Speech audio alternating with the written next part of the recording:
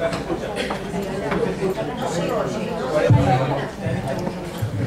tardes a todos para que Bueno, vamos a conectar el audio. A ver, ahora. Lo tenemos. Acá tenemos.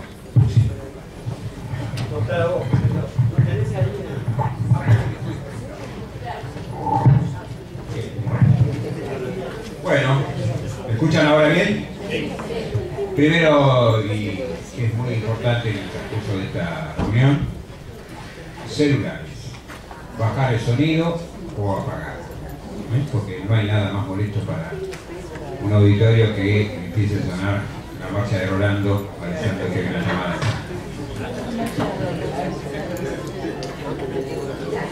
Les agradezco a todos la presencia y la verdad que estamos muy contentos y orgullosos de ver que una convocatoria como es el presente caso, que es el esfuerzo de 3 institutos del Colegio de Abogados, que son el Instituto de Filosofía del Derecho, el Instituto de Derecho Canónico y el Instituto del Menor y la Familia,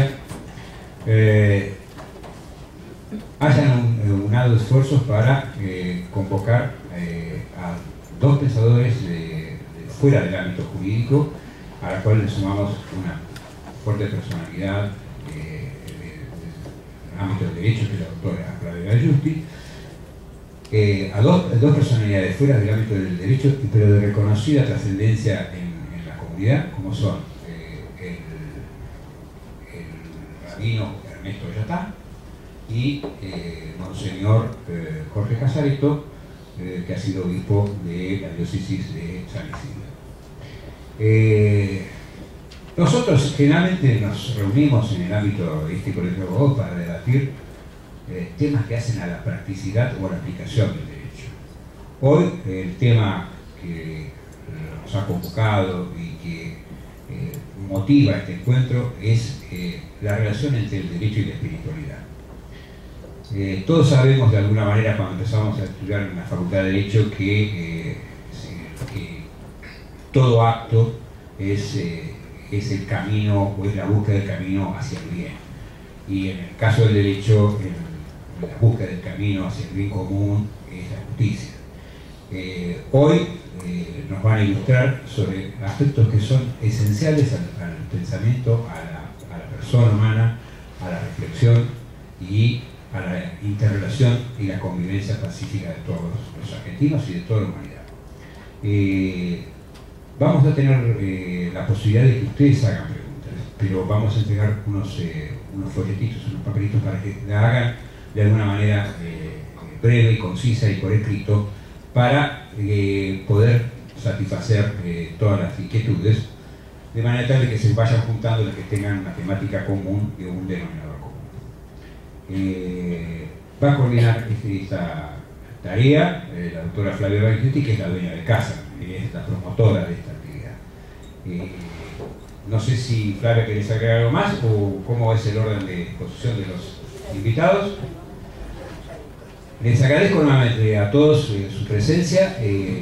Esperamos que esto sea el inicio de un ciclo que seguramente continuará en los primeros meses del año que viene y que esto se transforme en una costumbre que se vaya retroalimentando y además nos vaya alimentando a nosotros espiritualmente. Gracias nuevamente y bienvenidos a casa.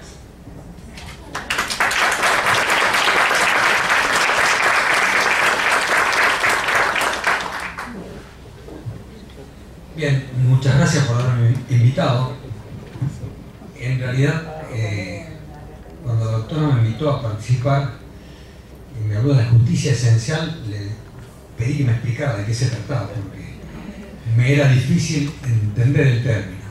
Cuando me habló de los valores espirituales y la justicia, bueno, ahí entendí un poquito más. Y esta charla, esta introducción mía va a durar 20 minutos.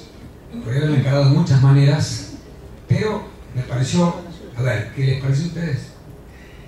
Primero el tiempo que estamos viviendo, donde sin lugar a dudas hay mucho pragmatismo, donde hay una caída de la dimensión ideológica, no hay quizás grandes pensadores ni grandes pensamientos en el tiempo que vivimos, Sin embargo, hay un crecimiento fuerte de espiritualidad. Y a mí me impresionó mucho cuando, hace ya bastante tiempo, yo seguí bastante a un autor que es Jean Guiton, un francés, un laico francés, muy amigo de Pablo VI. Y Guiton dice que cuando se produce la bomba de Hiroshima, cuando se produce el acontecimiento de Hiroshima, se genera un cambio muy importante en la cultura de los pueblos, porque nosotros venimos de 3 siglos de positivismo. Fíjense, incluso hablamos de la ley positiva, ¿no? Positivismo es fundamentalmente racionalismo.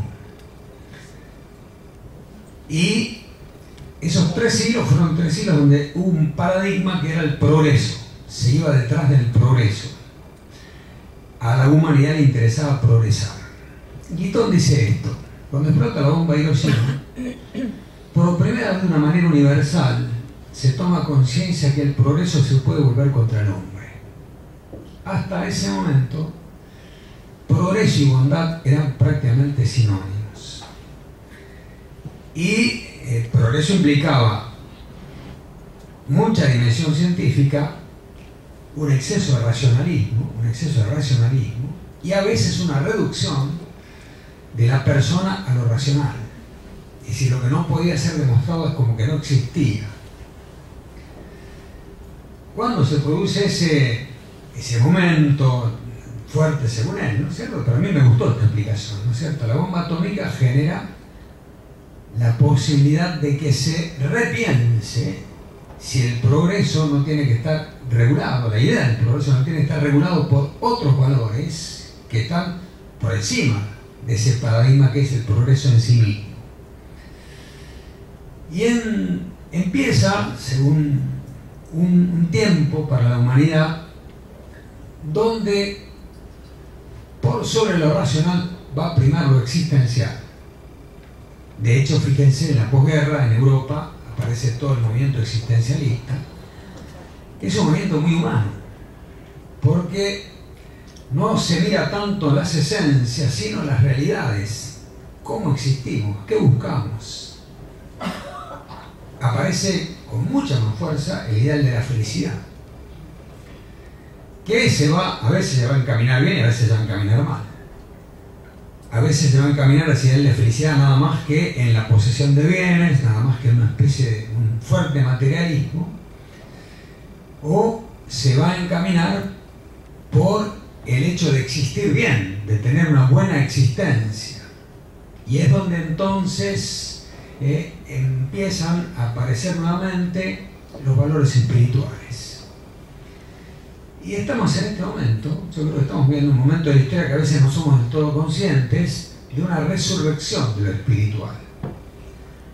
Y cuando hablo de una resurrección de espiritual, no estoy hablando solamente de lo religioso, sino de lo espiritual como tal.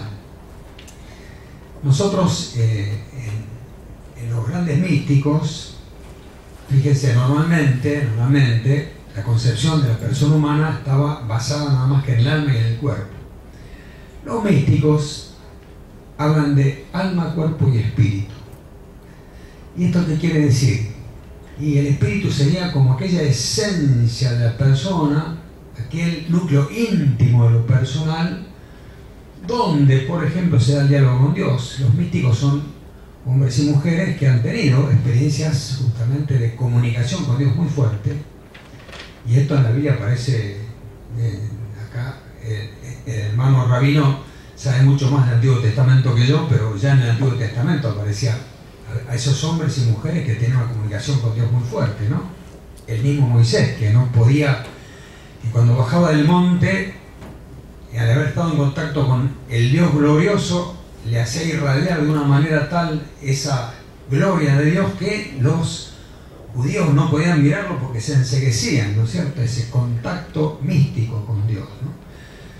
Bueno, nosotros decimos, los místicos dicen que el hombre no es solamente, la persona humana no es solamente alma y cuerpo, sino alma, cuerpo y espíritu. Y que ahí, en el espíritu, está como la esencia de la persona humana. Ahí está el sagrario, por decir así, ¿no es cierto? Está lo más íntimo, donde se juega lo más íntimo de la persona humana. Y estos valores del espíritu, en un mundo más existencial y menos racionalista, y más existencial, han ido tomando mucha más fuerza en este último tiempo. Yo no soy para nada un entendido en derecho, la verdad que antes de entrar al seminario estudié ingeniería, y si hay algo que nunca quise fue el derecho. Y les digo, es con la profesión que más me ha costado entenderme en mi vida, ¿no?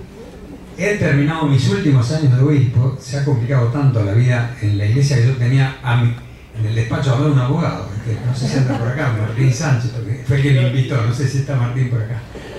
Hemos tenido que llegar a eso, se ha complicado tanto la vida, ¿no es cierto?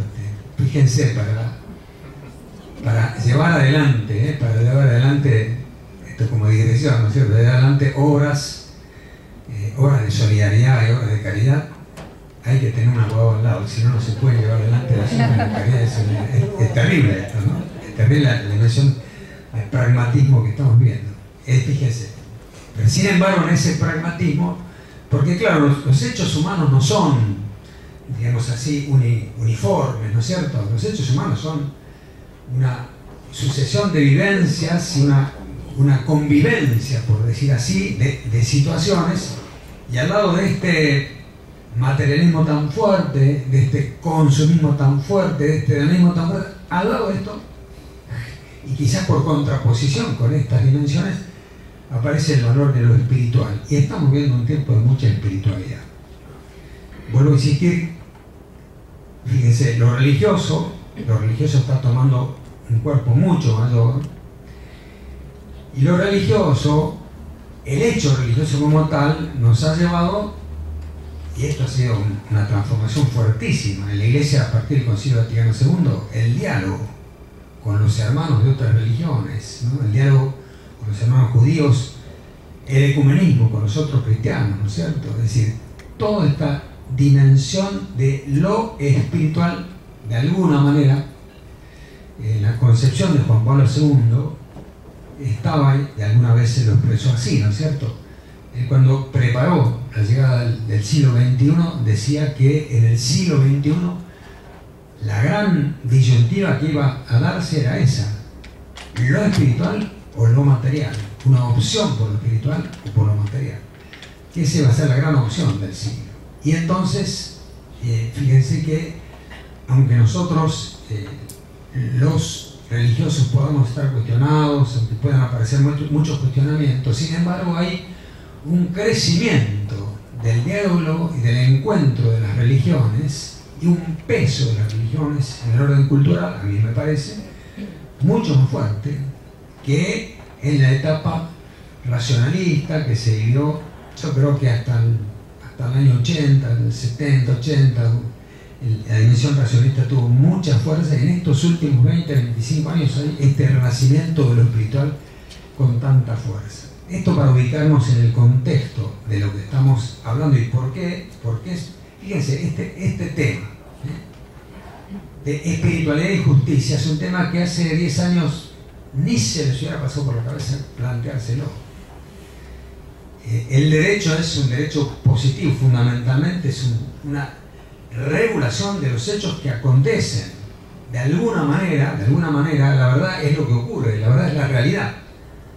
Y nosotros, en el ámbito espiritual, no podemos decir la verdad se expresa nada más que en los hechos que ocurren en la realidad. Hay algo del espíritu que es anterior. Y los hechos en realidad ocurren porque pasan primero por el corazón del hombre. Por el corazón fundamental. Antes decíamos pasan por la mente. Hoy decimos pasan por la mente y por el corazón del hombre. Y ya estamos diciendo que no solamente lo racional es lo que está guiando los comportamientos, sino lo que hace o no hace feliz, lo que genera o no genera una existencia de felicidad. Y ahí es donde intervienen entonces los valores espirituales, que no son solamente, vuelvo a insistir, los racionales, sino son aquellos que implican los sentimientos, que implican los afectos, que implican, digamos, todo aquello que está en lo más íntimo de la persona humana y que es lo que define el sí o el no de la felicidad. En última instancia, la crisis que estamos abordando y a la cual de una u otra manera estamos respondiendo, y desde lo espiritual se responde mucho más, es una crisis de sentido. Es decir, ¿qué es lo que nosotros estamos buscando? ¿Cuál es el gran interrogante del mundo actual? Y el sentido de la vida. ¿Para qué se vive? ¿Qué sentido tiene vivir? Y eso, ¿ven? Eso es lo que da respuesta a la dimensión espiritual. Por eso, fíjense, así como era imposible pensar en los atrás, en una dimensión ecuménica como la que se está dando, en un diálogo interreligioso como se está dando, también era impensable que un señor que venga a hacer meditación convoque miles de personas para hacer meditación. ¿Bien? Y todo eso son signos, todo eso son síntomas de un tiempo nuevo, de un cambio importante que está viviendo la humanidad. Y entonces ustedes se están planteando, por eso estamos reunidos acá, ¿qué influencia tiene todo este orden espiritual en el ejercicio de la justicia? Y bueno, y aquí sí, les dejo los 10 minutos que me faltan, si mal no recuerdo, no tomé, les dejo algún pensamiento, es decir, cómo conectamos los valores del espíritu con el ejercicio de la justicia. Lo primero que tenemos que decir es esto, me parece a mí, ¿no? Que todo acto de justicia en justicia pasa por el corazón del hombre. Y cuando nosotros hoy en día, ¿ven?, estamos siendo conscientes de estos valores espirituales, también estamos siendo conscientes de un mal que ante todo está en el corazón del hombre. Yo cuando era joven todavía, me acuerdo como si fuera hoy, los que tienen canas seguramente vieron esa película, porque son abogados, que era Juicio de Nuremberg, ¿no? Un actor fantástico, Spencer Tracy. Spencer Tracy era el juez de los juicios de Nuremberg y se tiene que encontrar con un juez alemán, que había sido un juez en la época nazi, y este hombre, el nazi, me quedó grabada esa idea, esa imagen. El nazi le dice, en realidad yo de alguna manera quiere explicar que él estuvo sometido a un sistema y que se dio cuenta alguna vez de que estaba cometiendo una injusticia por fidelidad al sistema, y Spencer Tracy le dice, la primera vez que usted incurrió en un acto de injusticia pasó todo lo que pasó. Es decir, todo lo que pasó en la guerra mundial, todo lo que pasó en la persecución de los judíos, pasó en el primer acto de injusticia que usted cometió. Muy fuerte como visión, como imagen, ¿no? Pero esto quiere decir, todo lo que ocurre en la realidad pasa por el corazón del hombre, ¿no? La Segunda Guerra Mundial, 60 millones de muertos, sumando todos los muertos, ¿no es cierto? Eso pasó por el corazón de algunos hombres, que sometieron a la humanidad a esto. Nosotros, que hemos vivido tiempos tan violentos en la Argentina, ¿no es cierto? Eso pasó por el corazón de algunos primero, y después pasó lo que pasó.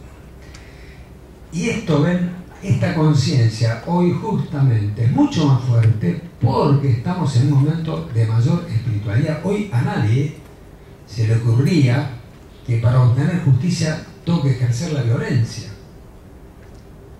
En determinado momento nosotros, en la década del 70, de uno y otro lado, sin entrar a hacer juicios, pasó por la cabeza de muchos que la única manera de imponer la justicia era acudir a la violencia. Hoy justamente estamos discutiendo, yo estuve discutiendo hace 3 días si se debe o no derribar aviones con motivo de la persecución de narcotráfico. Esto se lo dejo para ustedes, ¿no es cierto? Pero ahí hay todo un tema. Y una persona me escribió diciendo esto, fíjense, en esos aviones de los narcotraficantes, no solamente los narcotraficantes son narcotraficantes, sino que son tratantes de blancas. Pueden ir personas inocentes que van a ser objeto de trata. Entonces hay que pensar mucho si se puede ejercer la violencia en un país donde no hay pena de muerte, gracias a Dios, para una persecución del narcotráfico. Son temas que se plantean muy fuertemente. Hoy el ejercicio de la violencia para implantar la justicia es prácticamente, gracias a Dios, ha desaparecido. ¿Y esto por qué? Y esto porque hay una dimensión espiritual mucho mayor que está metiéndose en todos los ámbitos de la vida de los hombres.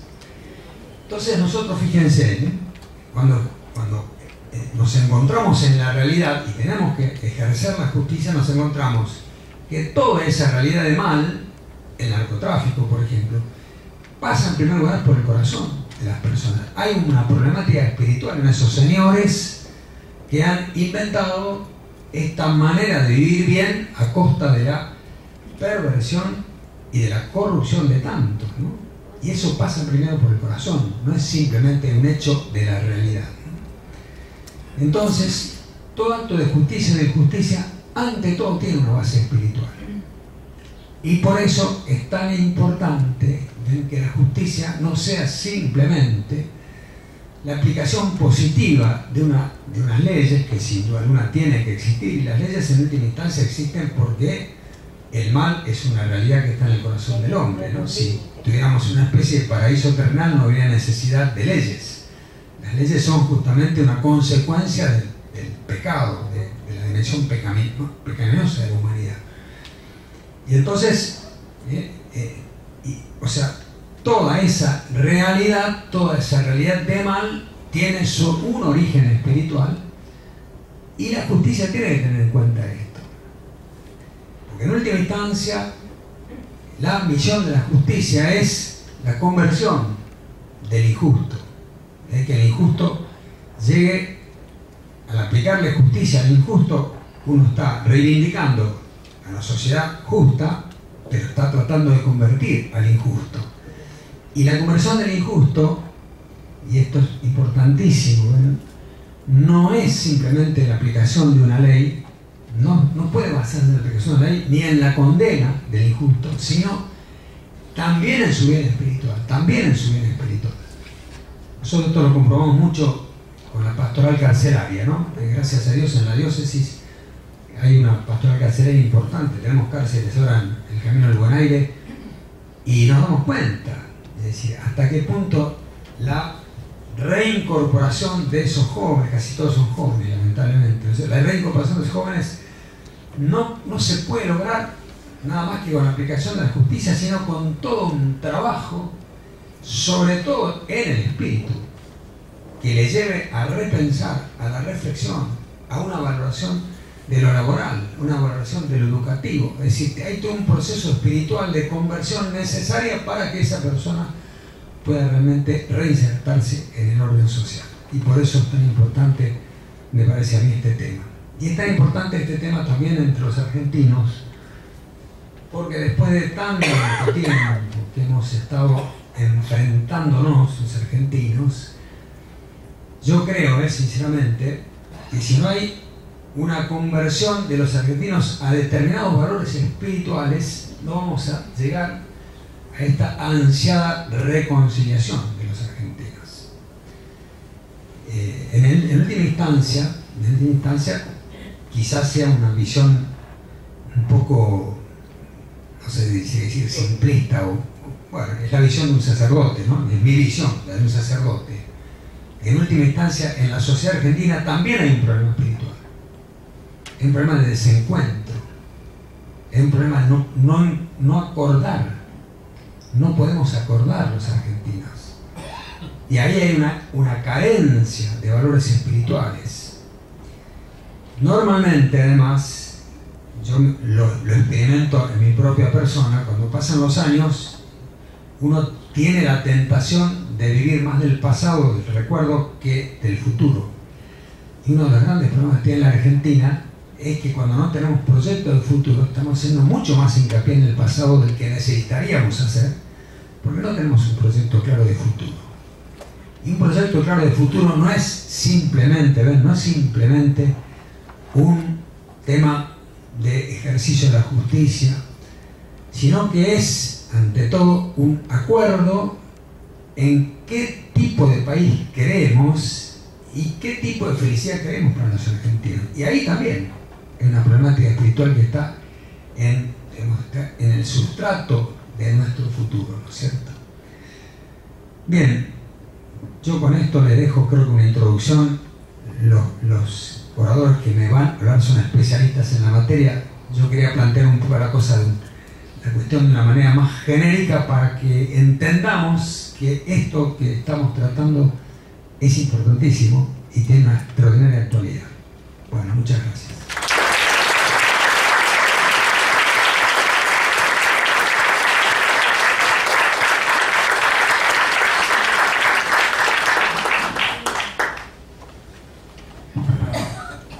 Buenas tardes. Buenas tardes.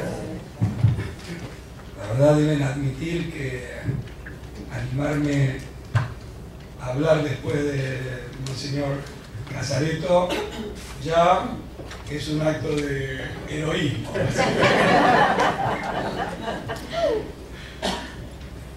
Realmente es un enorme placer y un profundo privilegio poder compartir este distinguidísimo panel, y quiero comenzar con un agradecimiento a todos por la invitación, a los institutos que nos convocaron, a la doctora Rabia Marchiusti, que realmente fue un encuentro personal muy profundo que tuvimos en estos últimos meses en la Fundación Aluminé, del doctor Carlos Martínez Buquet, que nos honra con su presencia también esta noche. Y bueno, realmente creo que este inicio que Flavia inició en este momento,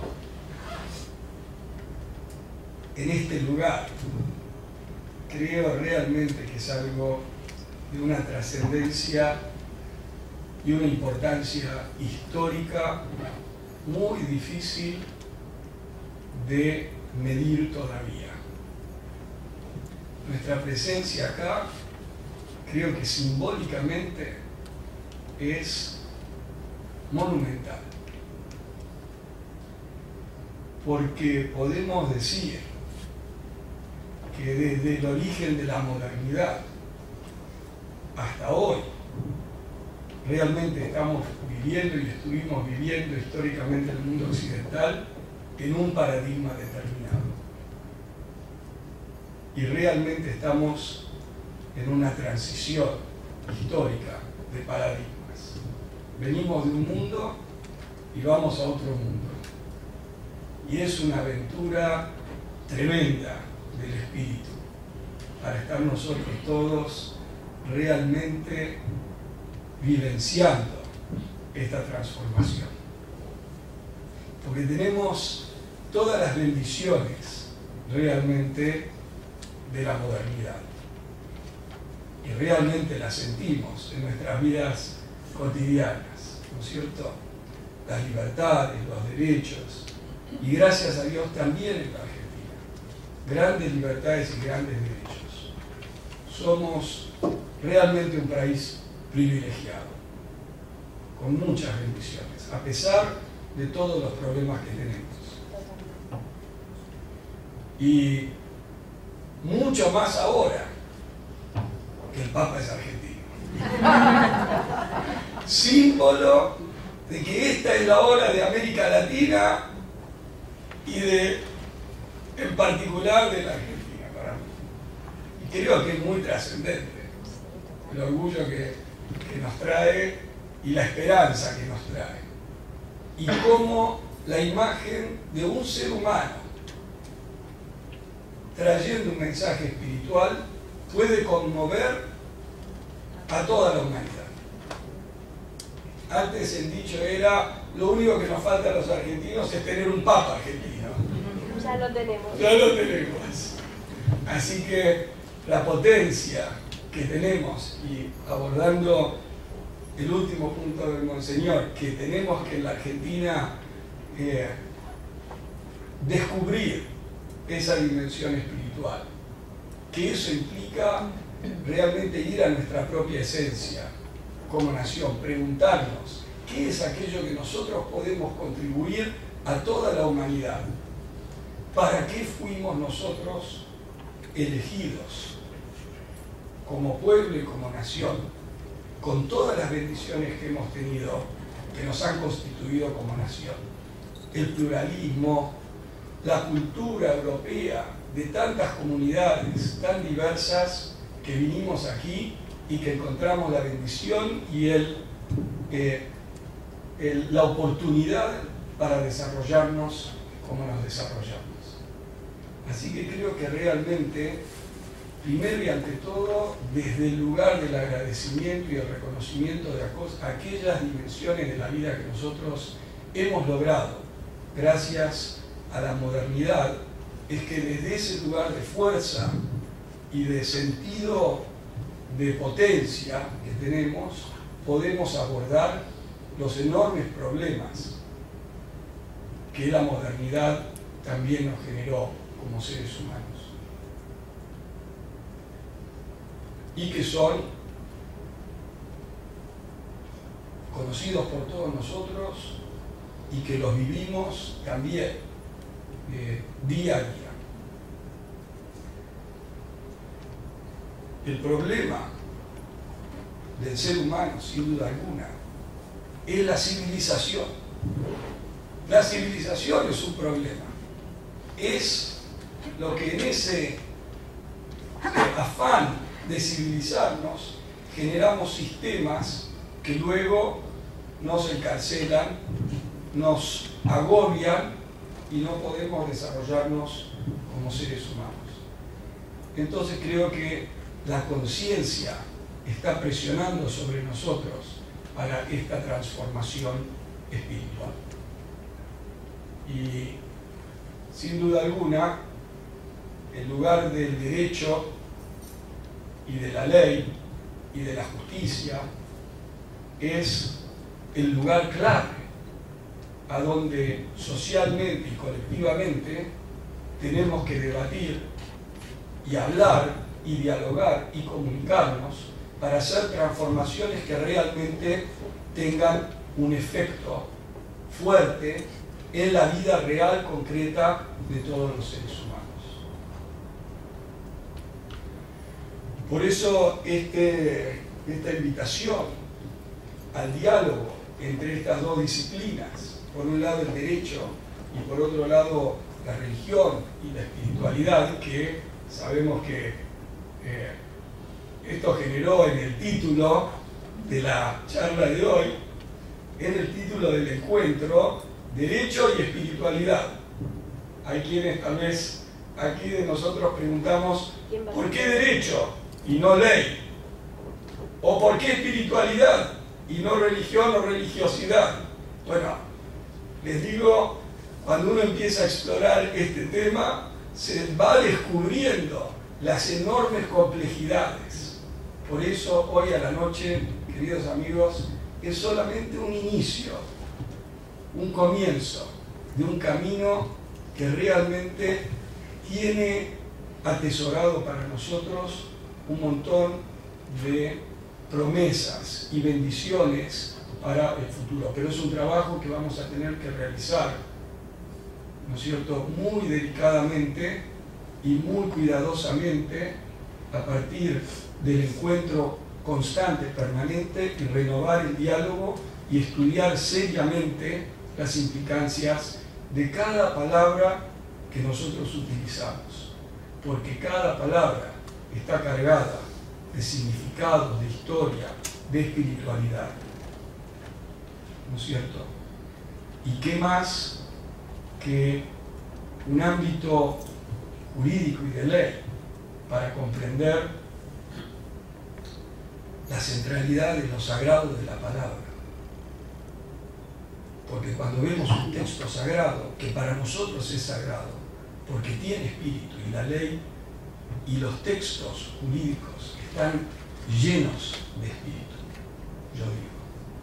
Y se lo digo con conocimiento de causa, porque aunque soy rabino, una de mis últimas aventuras fue hace 2-3 años. Vivo cerca de la Facultad de Derecho de la Universidad de Buenos Aires. Empecé a tomar cursos de Derecho en la facultad. Y ahí yo fui descubriendo de a poquito todos los principios centrales que yo había estudiado en mis estudios rabínicos, en la Torah, en el Talmud, etcétera, etcétera. Saben que el Talmud, que es la ley oral que interpreta la ley escrita de la Torah, del Pentateuco, los 5 libros de Moisés, el Talmud tiene profunda influencia del derecho romano. Entonces, la verdad, lo que ustedes tuvieron que sufrir con el latín, yo lo tuve que sufrir en arameo. Esa es la única diferencia. Pero los conceptos, los principios estaban todos ahí. Es decir, el esfuerzo del ser humano de tratar de plasmar en palabras y en diálogo y en comprensión intelectual de cómo mejor ordenar una sociedad y abordar los problemas que tenemos que enfrentar como seres humanos. Entonces, reconectarnos con esa dimensión sagrada del texto y de la ley es, sin duda alguna, uno de los grandes desafíos.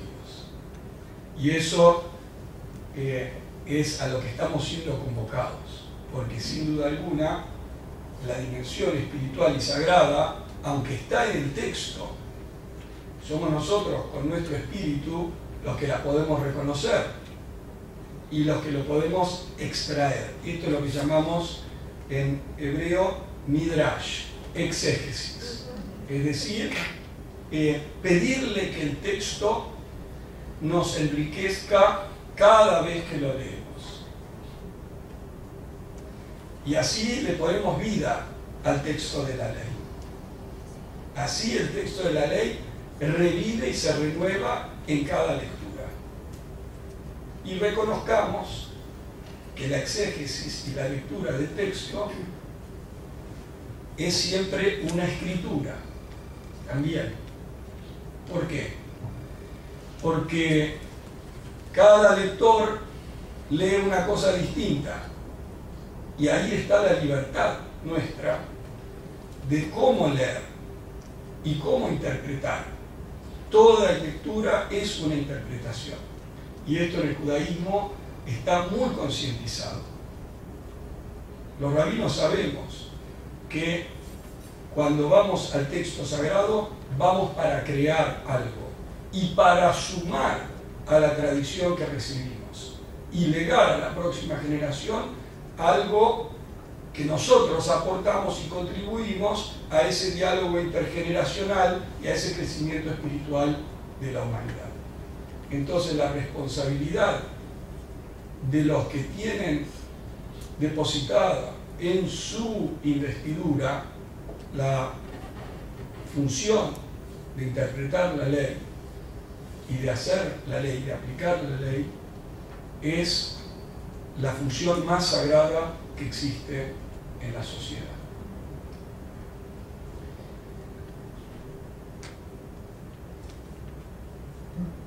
Los rabinos del Talmud de alguna manera fueron los que tuvieron esta responsabilidad en el pueblo judío de transmitir ese mensaje divino al pueblo.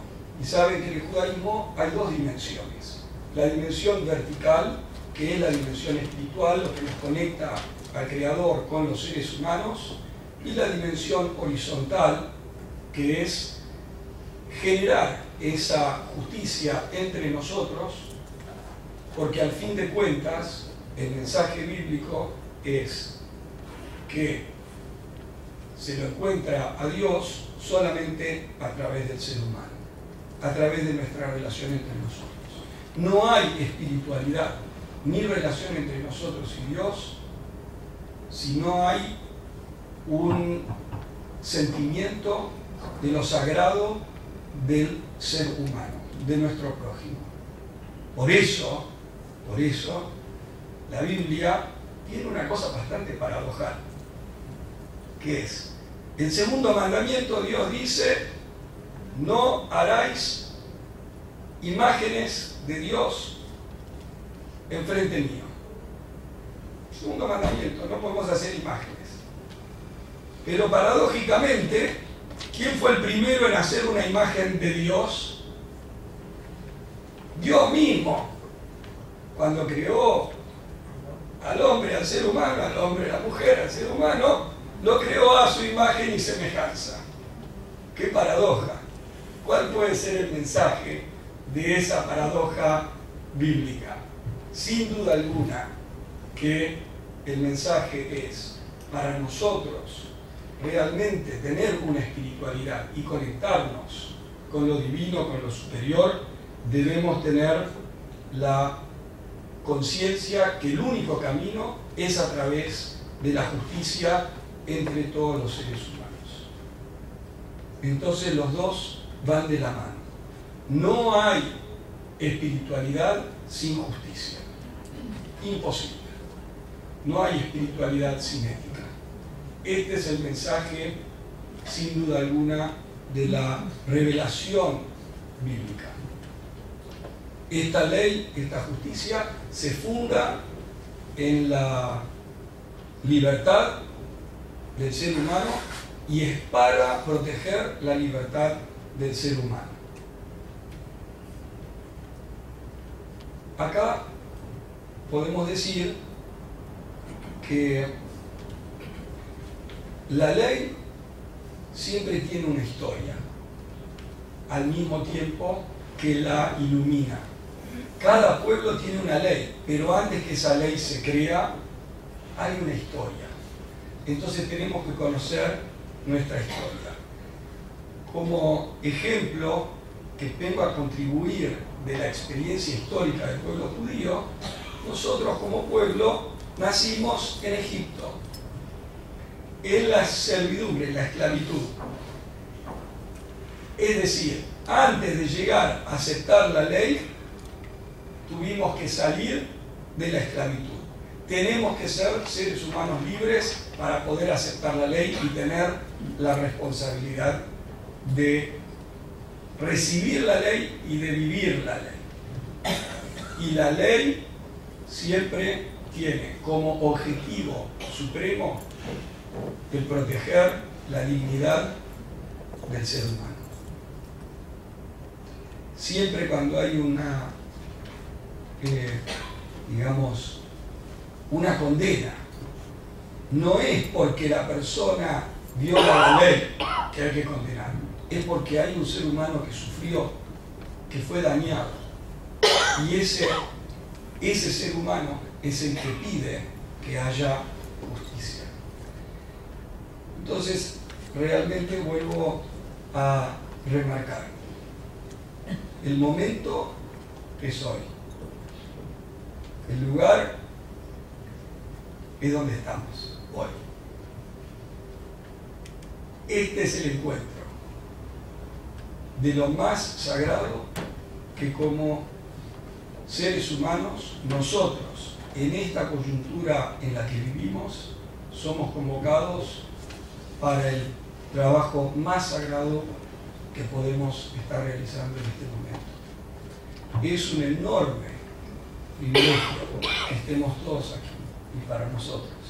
Yo creo que el Monseñor Casareto y yo somos muy conscientes de la increíble oportunidad que nos brindan, porque como líderes espirituales o religiosos sabemos que lo que nosotros podemos hacer no tiene significado y no tiene trascendencia a menos que podamos nosotros dialogar y que podamos llevar a esas realidades que realmente afectan la vida de los seres humanos, a menos que podamos encontrarnos en este diálogo, nuestro rol no tiene importancia.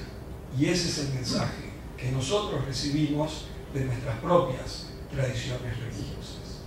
Así que, bienvenido, Flavia, el diálogo que convocaste, bienvenidos seamos todos y que sea el comienzo de un camino a transitar juntos y que Dios y nuestra espiritualidad y aquello que es trascendente para cada uno de nosotros, estemos donde estemos en nuestra espiritualidad, nos guíe y nos ilumine y nos dé sabiduría para poder cumplir ese ese tafkid, ese rol y esa función y esa misión que sabemos que cada uno de nosotros, por ser quienes somos y estar donde estamos, tenemos en este momento de nuestra historia y de nuestra vida. Así que decimos todos bienvenidos y abracémonos y encontrémonos y sigamos encontrándonos para trabajar juntos para un futuro que realmente nos traiga bendición. Muchas gracias.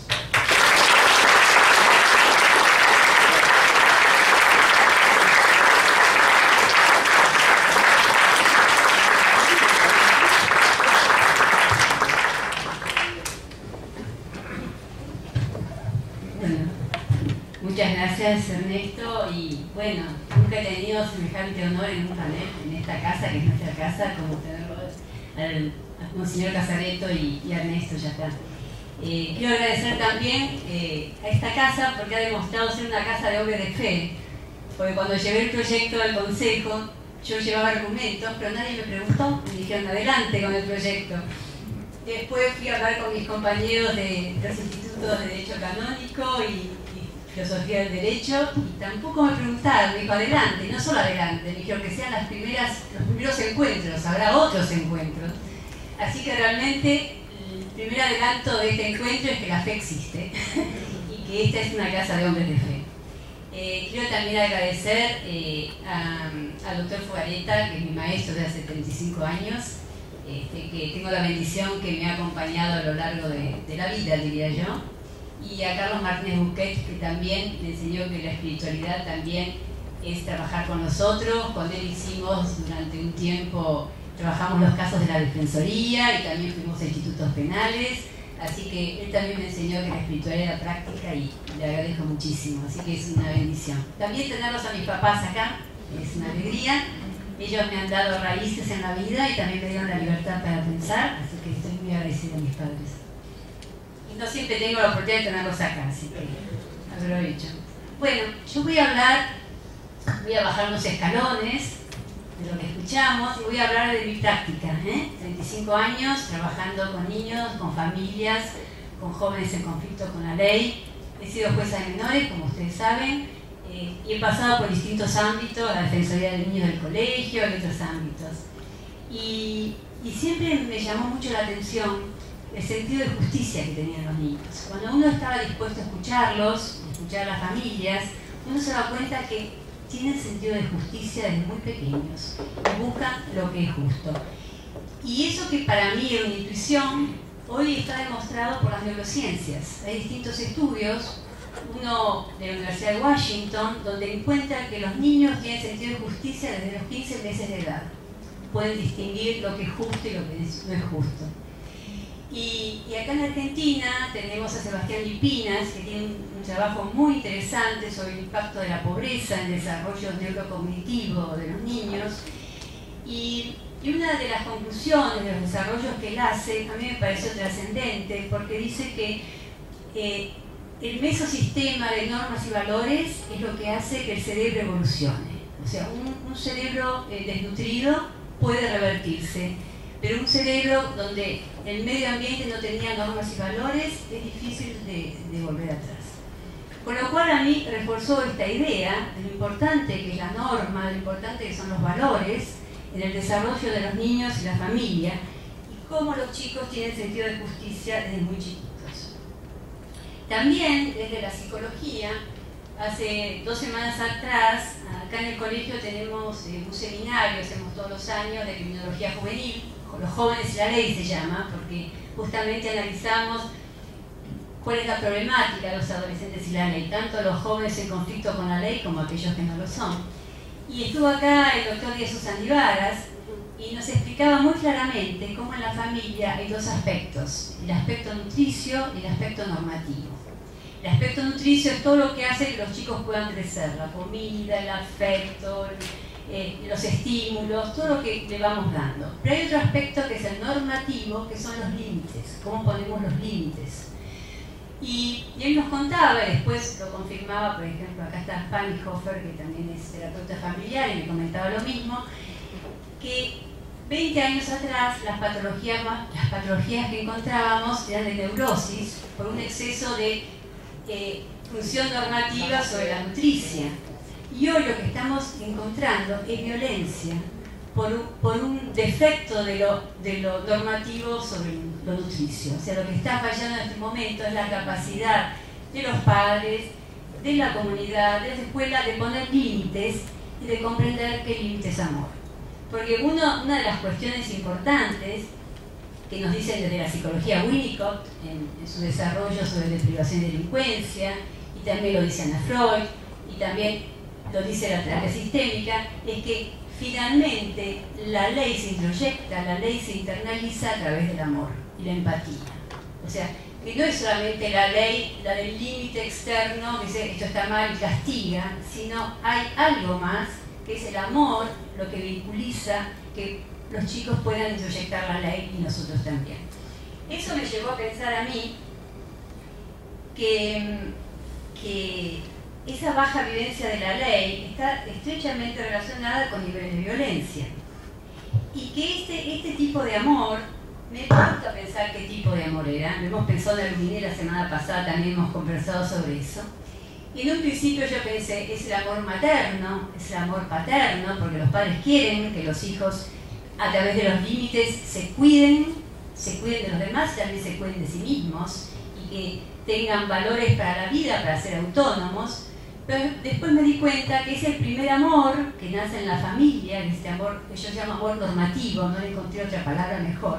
Después es el que resuena en el jardín de infantes con la maestra jardinera, cuando pone los límites, en la escuela primaria con la maestra, en las instituciones, en los barrios, en los Boy Scouts, en las instituciones de la comunidad y también en la justicia. Siempre que estemos dispuestos a establecer un vínculo con el otro, a reconocer el otro con toda su potencialidad, con todas sus cualidades únicas.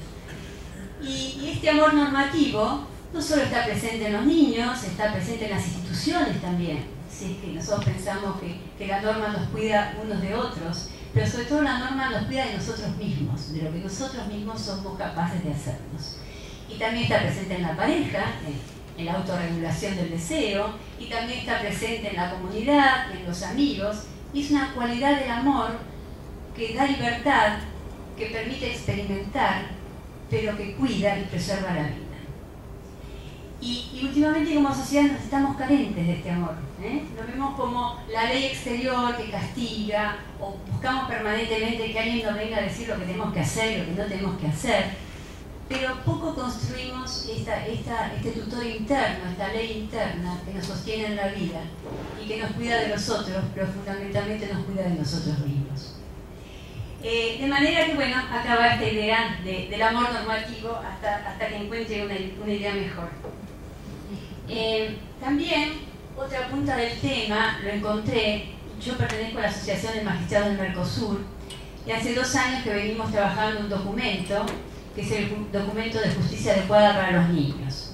Este documento está hecho un poco a imagen de Europa. Europa hizo las reformas que nosotros hicimos en estos últimos años en la década del 90. Y se encontró 20 años después con que las reformas no habían sido efectivas en la justicia de niños porque los operadores no habían incorporado cambios actitudinales, de valores, de escucha del otro.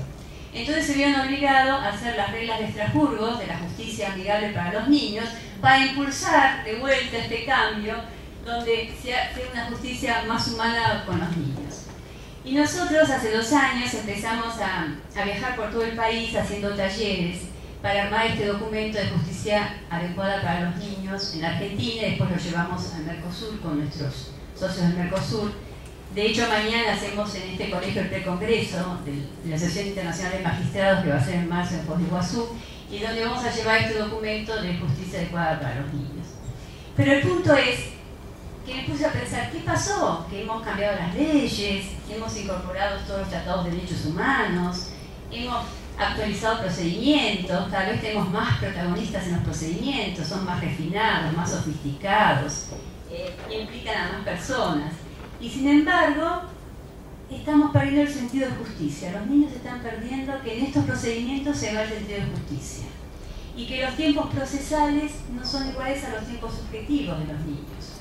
Están desgajados de los tiempos humanos y con ritos que ya no encarnan el sentido de justicia. Entonces, ¿qué pasó? Que perdimos el contacto vivencial con la ley, con aquel aspecto de la ley que nos permite crecer y nos protege, con ese concepto ancestral de la ley que nos muestra las señales del camino. Cuando nosotros tenemos una familia en crisis, a veces lo que hace la ley ordena la situación, pero lo ordena que cuando hay familias que pierden el rastro, pierden el norte, y de pronto la ley son como las banderas que uno va poniendo en el camino, que va mostrando las señales del camino. Por eso el cerebro infantil, si no tiene normas y valores, no se desarrolla de igual manera, porque está siempre alerta, genera cortisol, el cortisol genera en el hipotálamo una configuración diferente, porque está siempre alerta, porque no hay señales en el camino que demuestren cuál es el camino.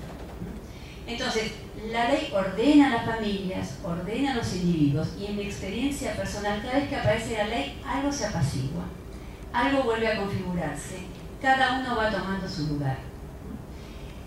Pero es esta ley, este concepto de ley, que es un nuevo concepto de ley, este nuevo paradigma.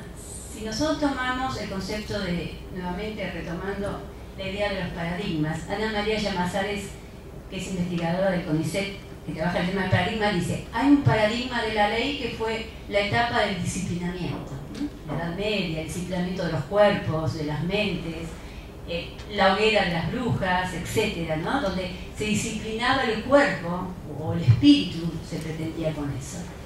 Hoy en día estamos en un paradigma del control, pretendemos controlarlo todo. De hecho, en criminología trabajamos cómo gerenciamos los temas de seguridad, cómo gerenciamos el crimen, cómo siempre es cámaras, panópticos digitales, estamos controlados permanentemente y pensamos que a través del control vamos a lograr algo. Y lo cierto es que no estamos logrando nada, no estamos logrando controlar nada. Y nos estamos moviendo poco a poco al nuevo paradigma, que un poco es lo que anunció Ernesto también, que es el paradigma de la conciencia, donde la ley ya no es la ley que castiga, que disciplina, ni es la ley exterior que nos controla, sino lo que pretendemos es el nuevo paradigma, tener una ley interna que nos rige. Y cuando la ley es interna y es vivida como algo que uno elige con libertad, la experiencia de la ley es otra. Es trascendente, nos trasciende, es una ley que nos cuida a nosotros y nos cuida a los demás.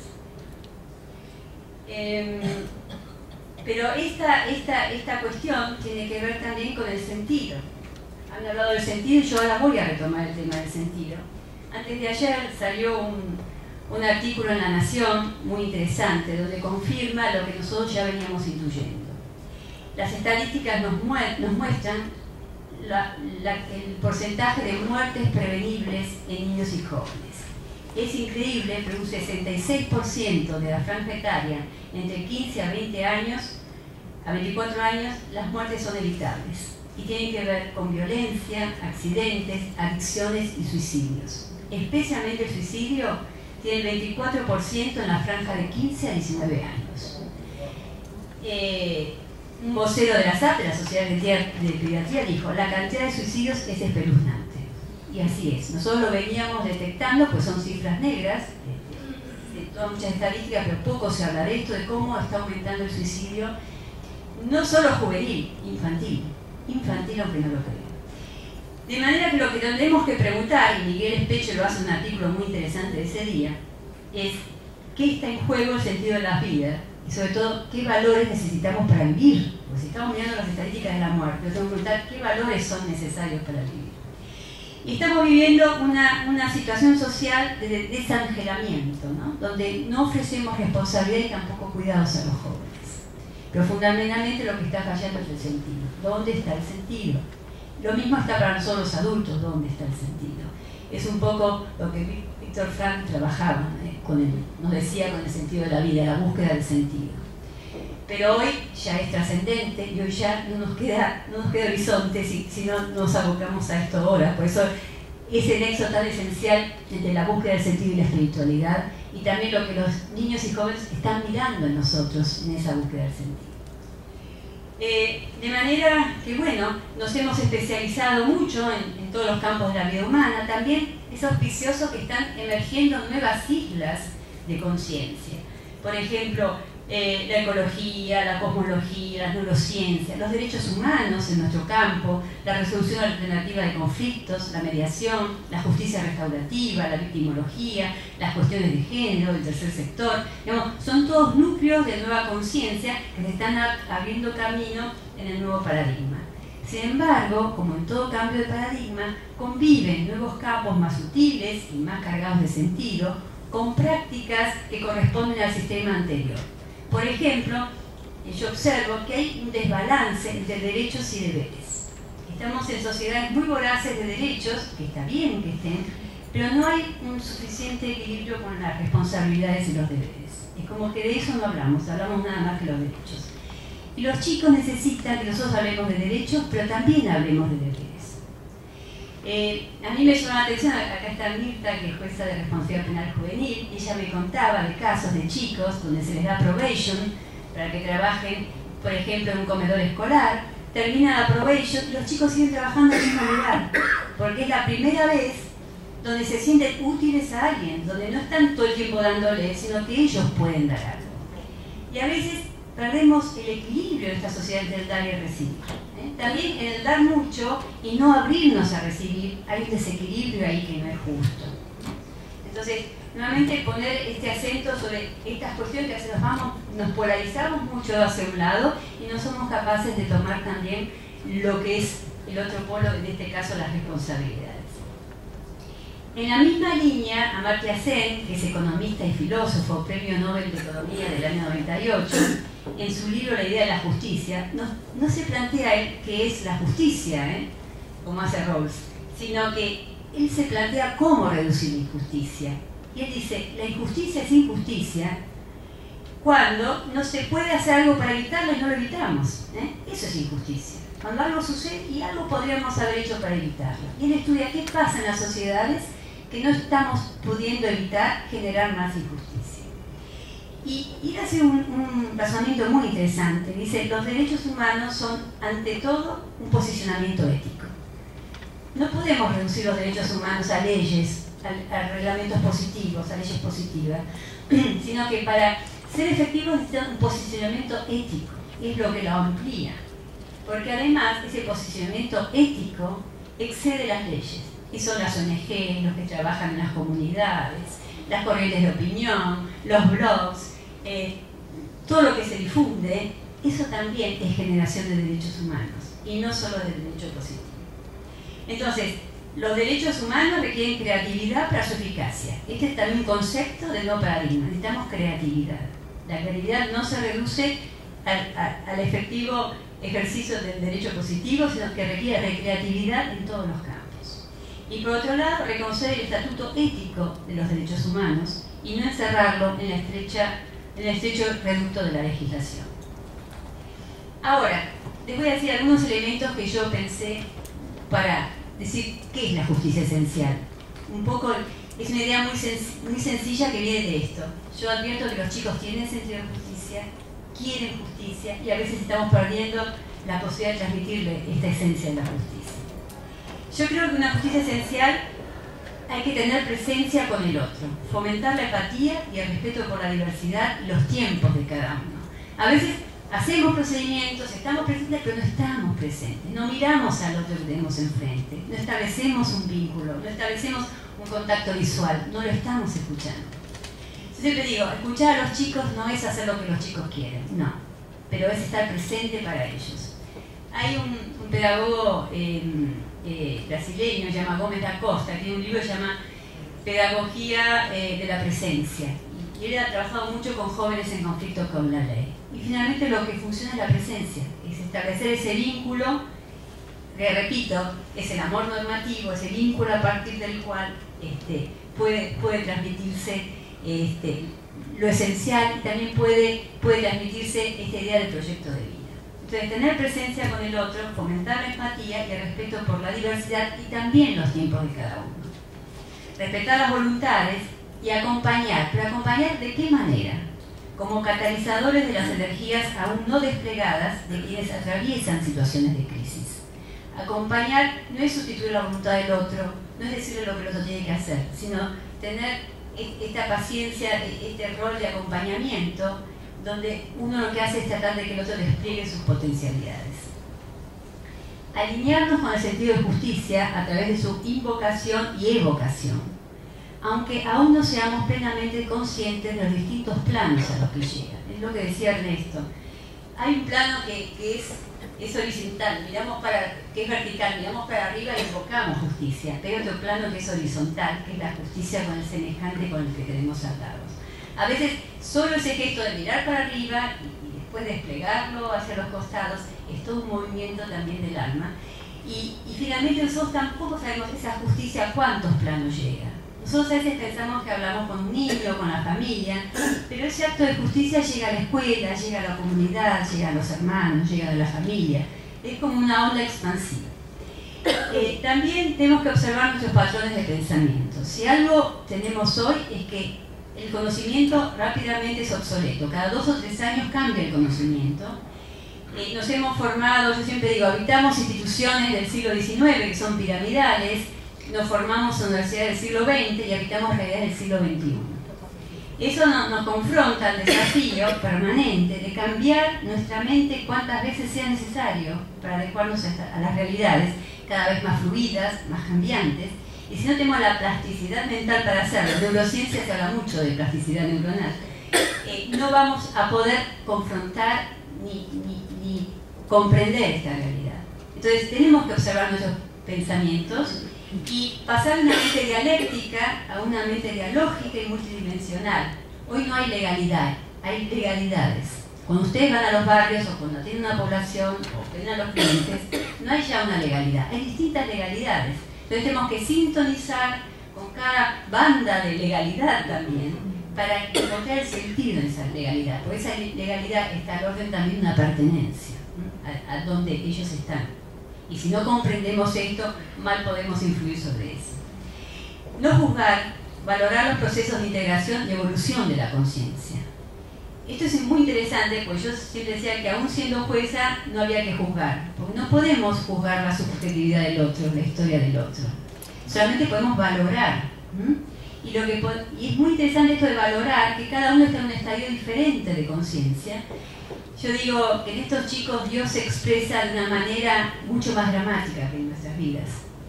De manera que no sabemos exactamente cuál es la progresión de la conciencia, pero si adoptamos esta perspectiva de crecimiento y evolución de la conciencia, no necesitamos más juzgar.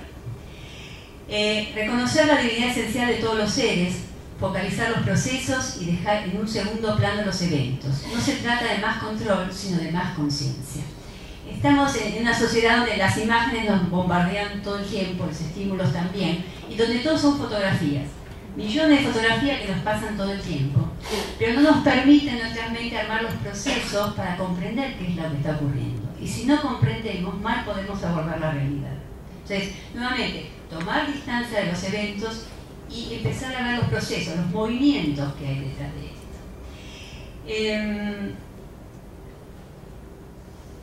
Construir instituciones sensibles, fluidas y sutiles, con más peso en el sentido y menos en la estructura. Prestar atención al espíritu de las instituciones. Estamos con instituciones burocráticas, viejas, que se quiebran. Hagámoslas más sutiles, más livianas, con más movimiento, con más contacto con el exterior. Pero lo tenemos que hacer ponerle más sentido. Y ese sentido tiene que ver con el espíritu de la institución. ¿Para qué está esa institución? ¿Cuál es el espíritu que la habita? En la medida que las personas tomen contacto con los espíritus, las instituciones se van a volver más sensibles, más fluidas y van a acompañar el crecimiento de la conciencia. Fortalecer los procesos de sintonía y sincronía de las disciplinas a través de los valores. Afinar la vocación y su sintonía con el alma. Todos los que estamos acá es porque tenemos amor a la norma y a la ley. En nosotros vibra el amor normativo, mal llamado normativo. Tenemos amor por la ley porque sabemos que en la ley hay belleza además, hay mucha belleza. De manera que afinar la vocación y afinar la vocación en nuestro trabajo diario como trabajadores de la ley es una bendición.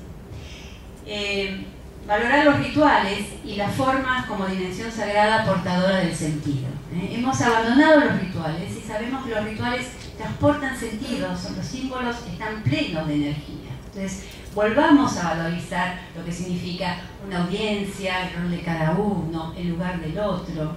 Volvamos a ver sentido a esos rituales. Y ser atractores de justicia, invitándonos a implicarnos con la verdad desde la libertad. Yo siempre digo, para mí me impactó mucho siendo jueza lo que cuenta el rey Salomón, que se presentaron las dos mujeres, las dos pretendían al niño, y el rey Salomón dijo, bueno, que lo corten por la mitad. Y yo entendí eso, porque cuando uno es juez, lo que ordena lo tiene que cumplir. Y si no aparecía la madre que decía que se lo dejen a la otra, él lo tenía que hacer. Entonces, esa es una invitación a implicarse con la verdad. No es bajar la verdad, es una invitación al otro a implicarse con la verdad. Y esta es la nueva dimensión de la conciencia, de la justicia y de la ley. Que no es una ley que se impone de afuera, es una ley que es una invitación a nosotros mismos, a los demás, a implicarnos con la verdad desde la libertad, como dijo Ernesto. Nuestro mayor desafío es volver a religar el sentido de la ley con lo sagrado, como experiencia de nuestra dimensión espiritual. Es esto de tantos siglos, esta deuda que tenemos. Volver a poner el espíritu en la ley, hemos vaciado el espíritu, y volver a poner el espíritu en la ley, en nuestras prácticas. Y para eso necesitamos ser creativos. Nuestra comunidad nos ofrece todos los días muchísimos ejemplos de cómo se puede ser creativos. Yo veo en las instituciones que trabajan en las comunidades, hogares, muchos están acá también, que trabajan con niños, con ONG, con los barrios, con las personas, con las mamás, con los niños. Son muy creativos como ellos lo hacen. Y eso es espiritualidad práctica.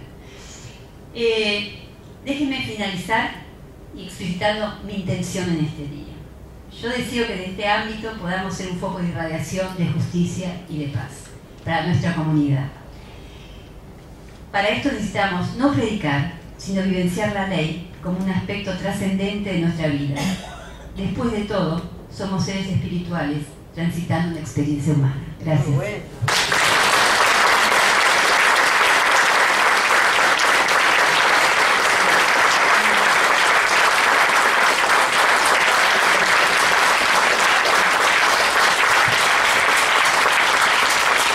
Tengo papelitos y guiones, si alguien quiere hacer preguntas, yo voy a pasar.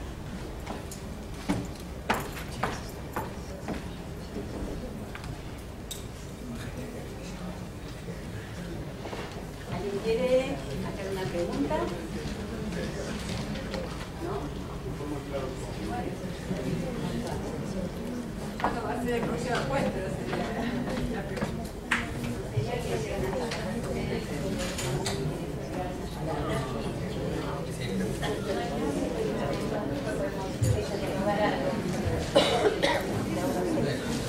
Ahí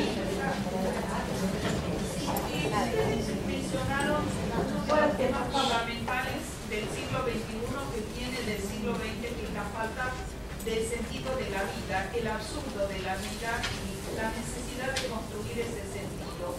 También hablaron de un periodo de transición. ¿En qué etapa de ese periodo de transición, de ese nihilismo, de falta de sentido nos encontramos? ¿Y cómo bajamos esa necesidad de construir sentido a tierra? ¿Cómo se construye prácticamente el sentido con los jóvenes, con la familia, con los individuos?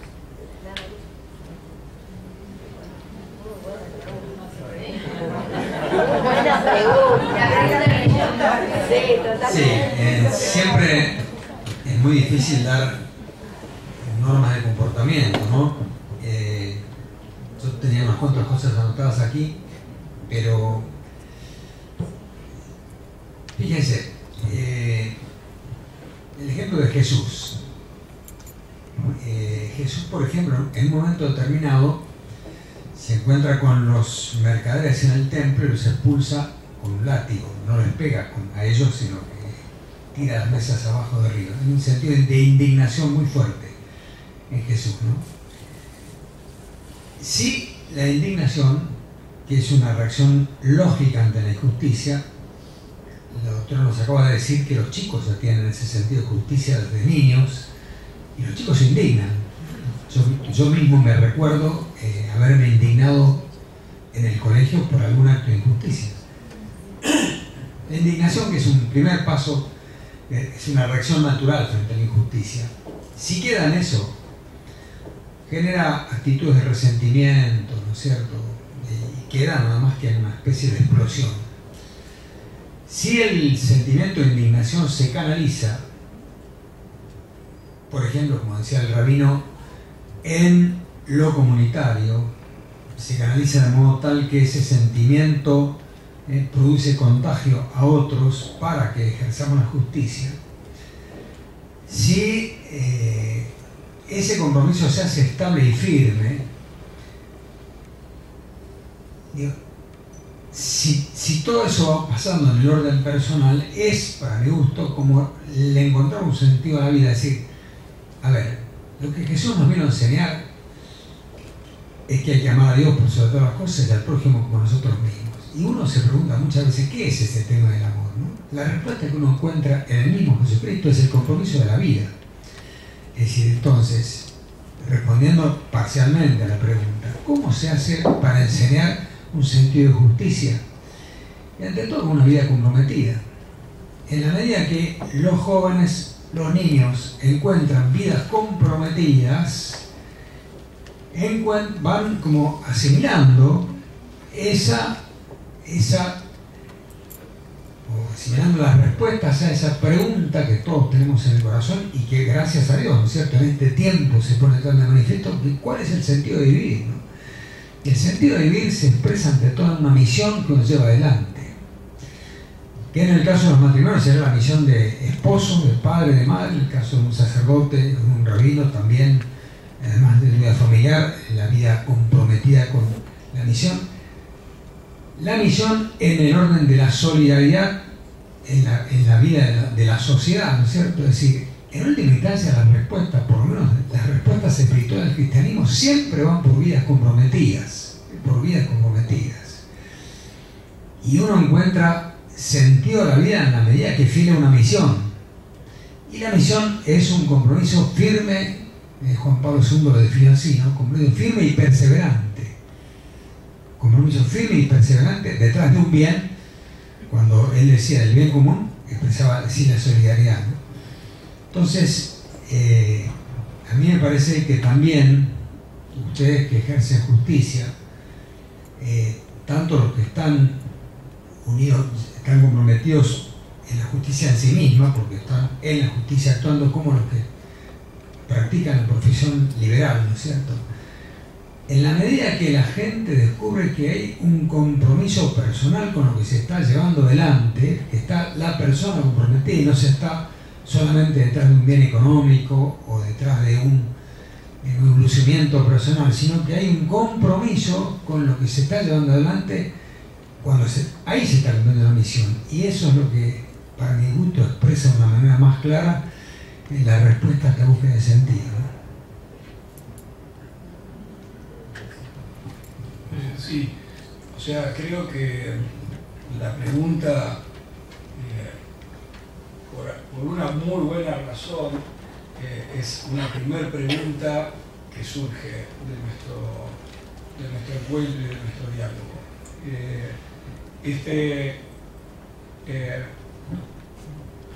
Este polo, este conflicto entre lo absurdo y el sentido, ¿no es cierto? Ese es el tema clave de nuestra humanidad, porque nos confrontamos con lo absurdo permanentemente. Vemos lo absurdo de un montón de dimensiones de nuestra existencia, y yo me doy cuenta el enorme sufrimiento que le causa a mucha gente esta confrontación permanente con lo absurdo,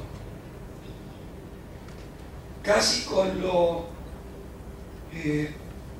la dimensión de la estupidez humana, ¿no es cierto?, que la gente habla. Es una cosa que vuelve locos a muchas personas que ven lo absurdo de lo que hacemos o de lo que surge.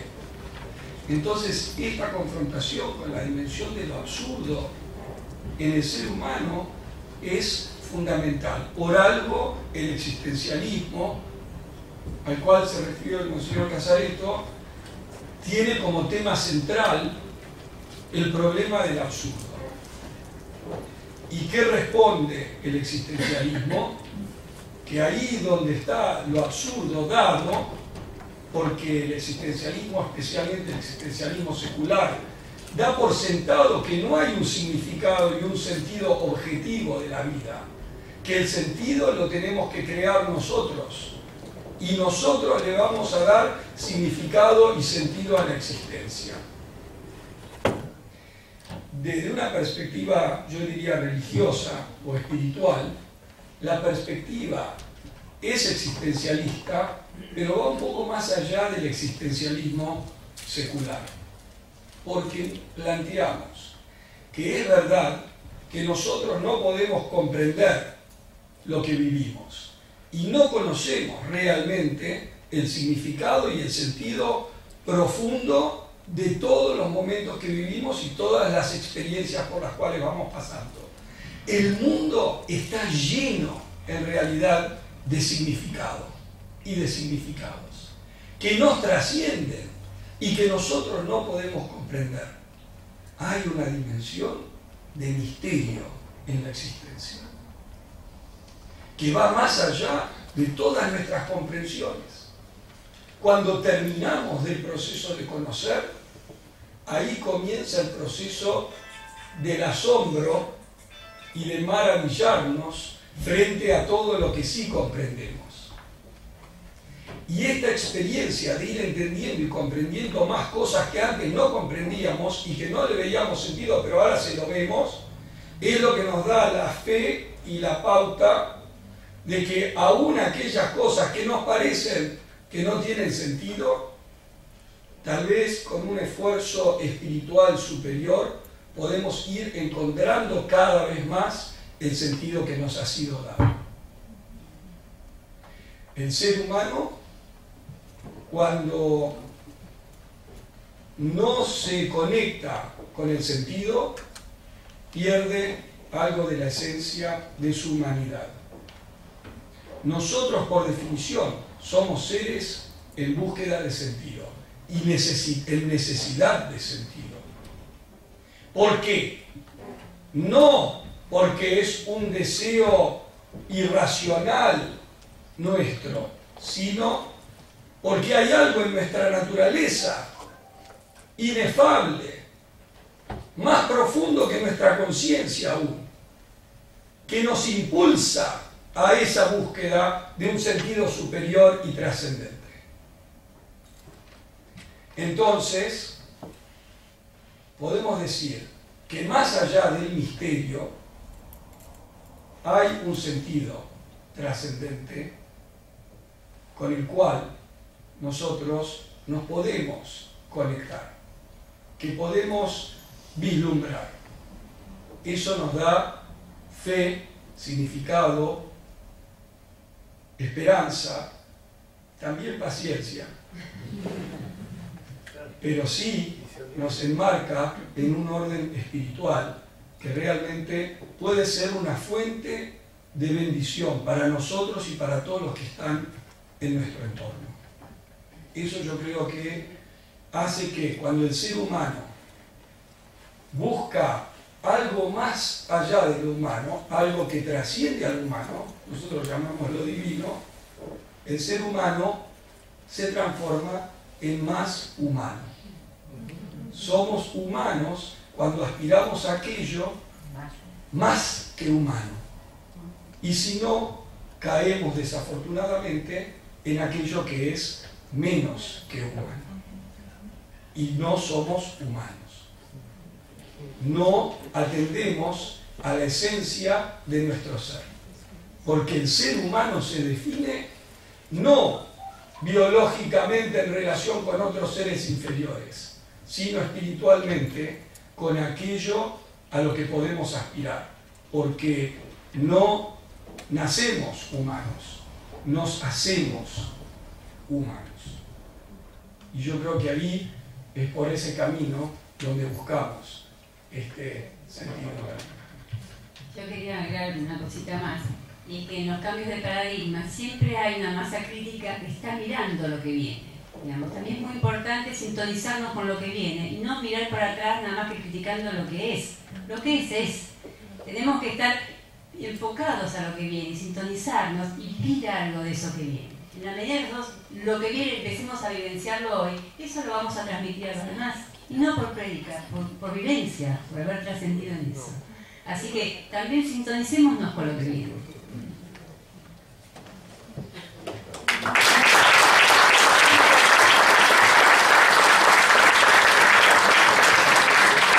Veo que está acá el presidente del Colegio de Abogados, el doctor Antonio Carabios, si quiere venir a cerrar el evento, ya que lo tenemos acá, que es un lujo.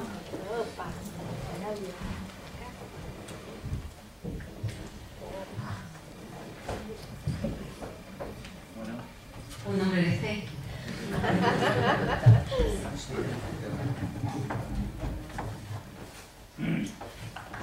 Uno se siente tentado porque todo lo que dice dispara, dispara cuestionamientos personales, sociales, políticos, pero el elevado nivel de nuestros expositores me voy a abstener porque seguramente si no voy a abaratar eso inútilmente.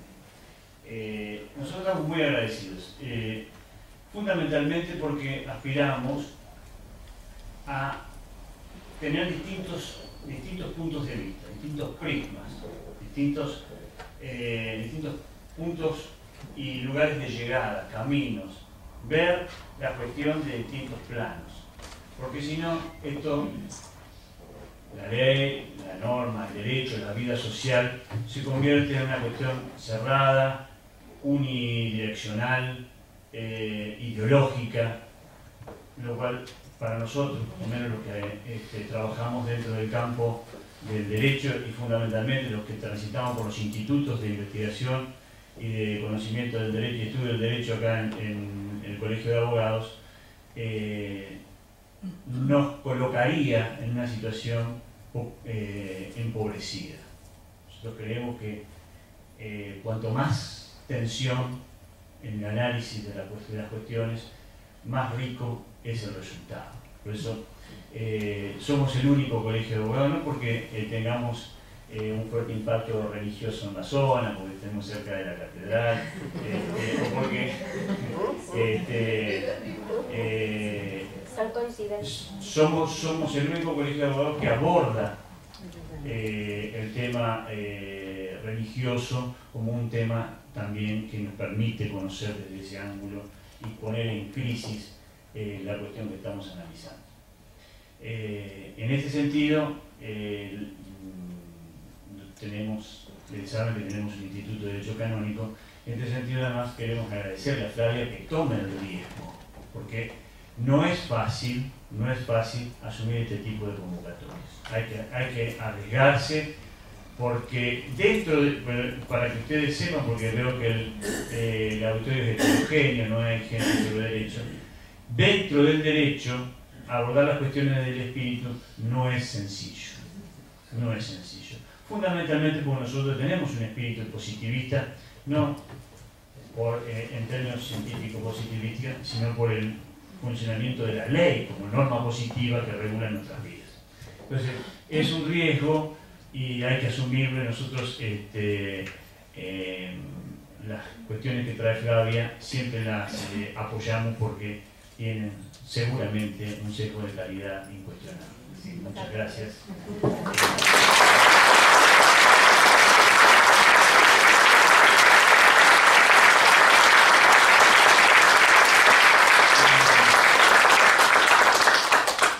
Y además de agradecerle a los abogados, que veo mucho que se han interesado por el tema, también le agradecemos a la comunidad que participe. Nosotros nos rompemos el alma, nosotros nos esforzamos realmente para tener una institución que esté insertada en la comunidad, que esté vinculada, que esté dentro del tejido social y no que sea un mero tránsito de colegas, de especialistas y técnicos en derecho. Nosotros creemos que es imprescindible que nuestra sociedad, que tiene su raíz en esta sociedad, esté así mezclada con la realidad social que la circunda. Así que muchas gracias Rabino, muchas gracias Obispo, y muchas gracias a ustedes.